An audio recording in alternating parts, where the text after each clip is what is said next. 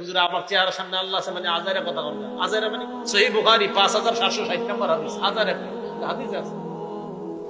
রাসূল আকরাম সাল্লাল্লাহু আলাইহি সাল্লাম নামাজে দাঁড়াইছে।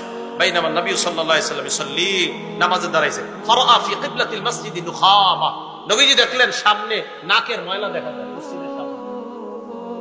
ফাহাক্কাহা বিয়াদিহি, নিজে হাত মুবারক দিয়ে নাকের ময়লা মুছে দিয়েছে। কিভাবে?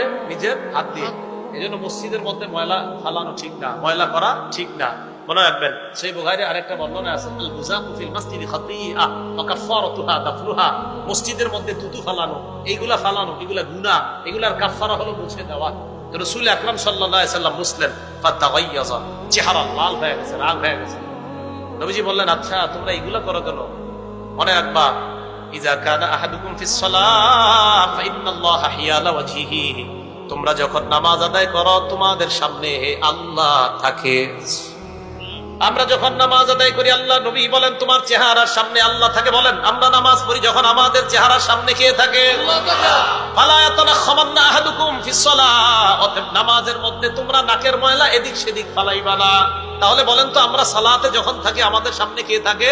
আল্লাহ। সহিহ বুখারী 5760 নম্বর হাদিস, আমাদের চেহারার সামনে আল্লাহ আছে। তো নবীজি বলেন ফালা ইয়াতানাখামান্না আহাদুকুম হিয়ালা ওয়াজহিহি, চেহারার সামনের দিকে কখনো তোমরা ছেলেসা নাকের ময়লা মুখের থুতু এগুলা ফালাইবা না, কারণ আল্লাহ তোমার সামনে আছে। মনে থাকবে তো কথাগুলা? তাহলে ইবাদত করি কার? আমরা কাকে দেখতে পাই? না না, আমরা যদিও দেখতে না পাই, কে দেখে? এটা ইবাদতের আমানত।